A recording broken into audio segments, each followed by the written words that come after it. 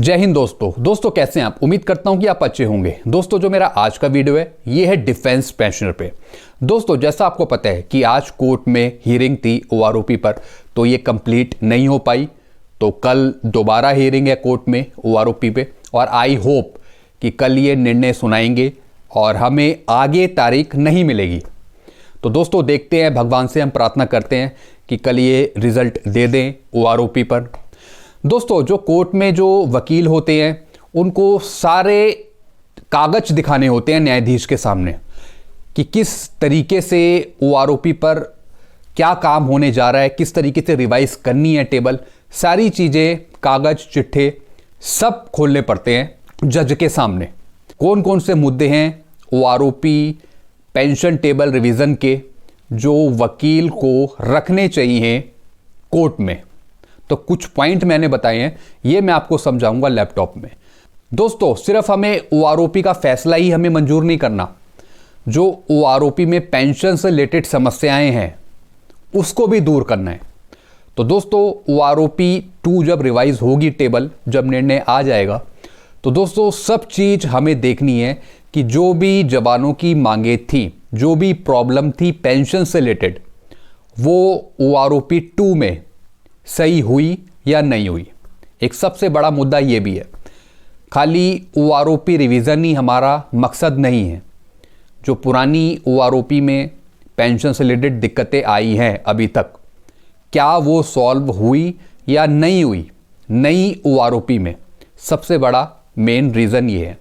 तो चलिए दोस्तों मैं आपको बताता हूँ कि जो वकील हैं उन्हें कौन कौन से मुद्दे रखने पड़ेंगे कोर्ट में ओआरओपी पर। तो ये मैं आपको समझाऊंगा लैपटॉप में। आइए दोस्तों मैं लैपटॉप की तरफ आ गया हूँ। तो चलिए दोस्तों मैं आपको कुछ पॉइंट बताता हूँ जो वकील को रखने चाहिए कोर्ट में। तो कोर्ट में ओआरओपी 2 पर उठने वाले जो मुद्दे हैं उस पर हम बात करते हैं। तो पहला पॉइंट, वकीलों द्वारा यह प्रश्न उठाया जाएगा कि 3 टाइप की पेंशन को ख़त्म किया जा सके ओआरओपी 2 में। 1 रैंक और 3 टाइप की पेंशन नहीं होनी चाहिए। जितने भी जेसीओज हैं, ओआरस हैं, ऑफिसर्स हैं, उन सब की एक टेबल के अनुसार पेंशन सेट करी जाए। किसी को नोशनल पे के अकॉर्डिंग, किसी को ओआरओपी के अकॉर्डिंग, ऐसा नहीं होना चाहिए। अगर ओआरओपी है तो सब पर लागू करें, अगर नोशनल पे है तो सब पर लागू करें, लेकिन मेन मकसद हमारी पेंशन बढ़ना है। चलते हैं दोस्तों दूसरा पॉइंट, ओआरओपी 2 पेंशन टेबल में अलग अलग क्वालिफाइंग सर्विस में अलग अलग पेंशन होनी चाहिए। यानी 1 रैंक 1 ग्रुप और अलग अलग क्वालिफाइंग सर्विस में अलग अलग बेसिक पेंशन मौजूद हो टेबल में। एक जैसी पेंशन नहीं चाहिए अलग अलग क्वालिफाइंग सर्विस पर।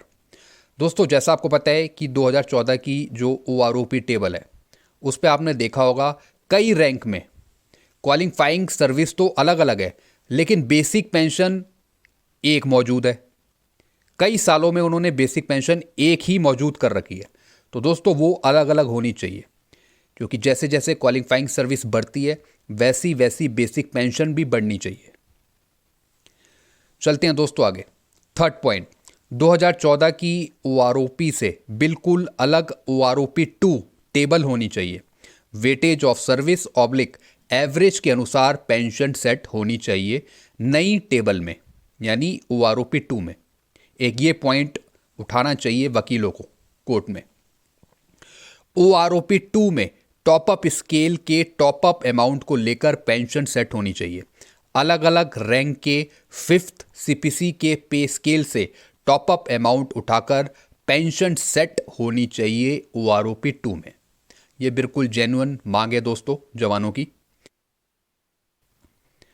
5th पॉइंट, ओआरओपी 2 का पेंशन का एरियर कब से मिलना चाहिए। एक ये भी क्वेश्चन उठना चाहिए, इसका भी समाधान निकालना चाहिए कि जब ओआरओपी 2 आएगी तो कब से पेंशन का एरियर मिलेगा।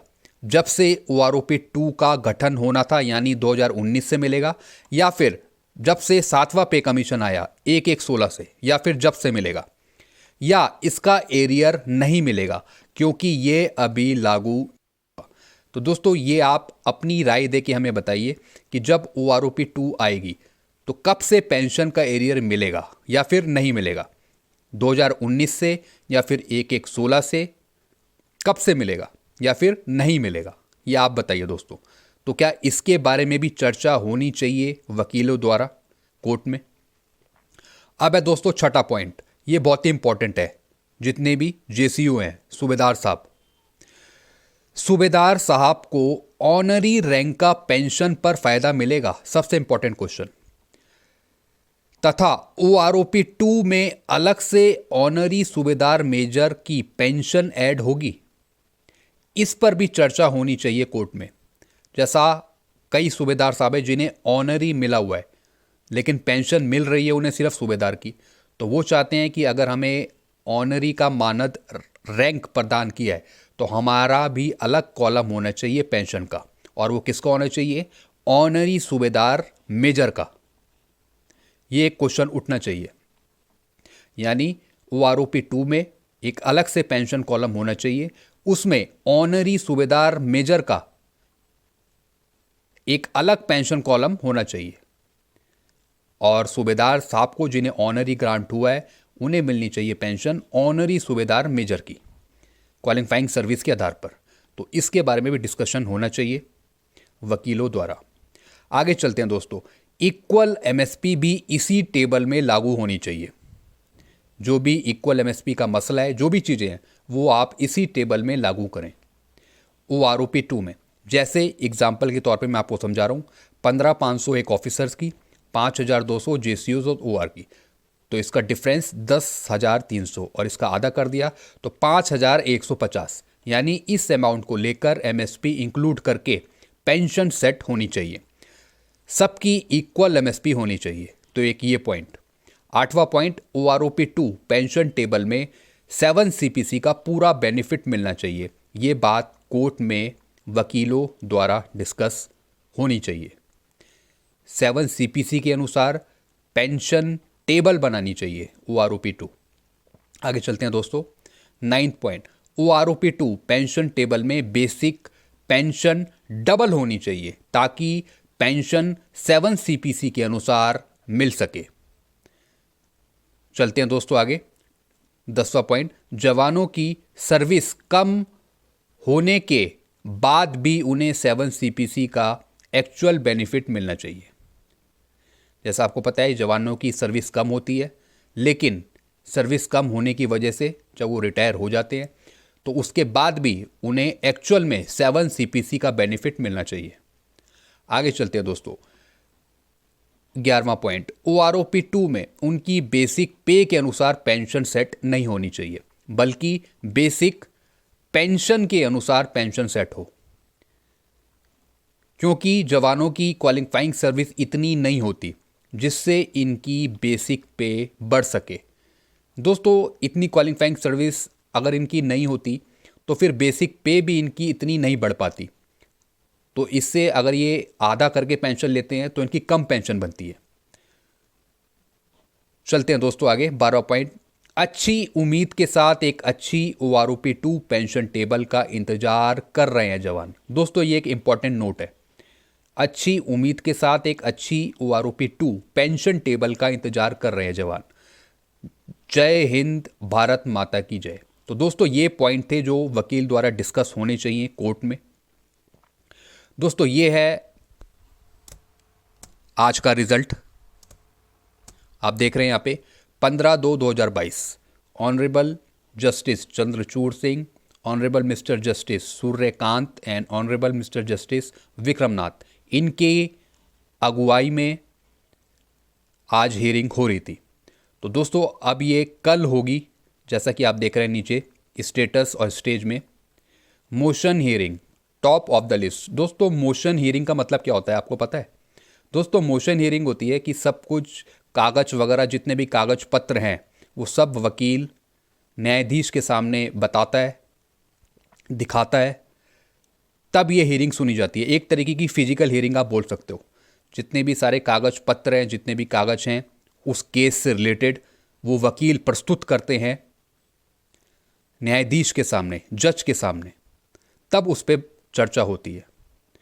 तो दोस्तों ये लिस्टेड हो गया 16/2/2022 को। तो दोस्तों पूरी उम्मीद के साथ हम ये आशा करते हैं कि कल इसका रिजल्ट आ जाए, सबको OROP मिल जाए। हम भगवान से ये प्रार्थना करते हैं। दोस्तों ये मैंने आपको बताया कि इस तरीके से चर्चाएं होनी चाहिए वकील द्वारा कोर्ट में, और इस तरीके से ये काम होना चाहिए, जवानों की मांगों को पूरा करना चाहिए वकीलों द्वारा। तो दोस्तों अगर आपको ये वीडियो अच्छा लगता है तो वीडियो को लाइक करें और चैनल को आप सब्सक्राइब कर सकते हैं दोस्तों। और दोस्तों वीडियोस आप शेयर करते रहिए दोस्तों। जिस तरीके से आपको नॉलेज मिलती है वैसी और पेंशनरों को भी नॉलेज मिल सके। तब तक के लिए थैंक यू, गुड बाय।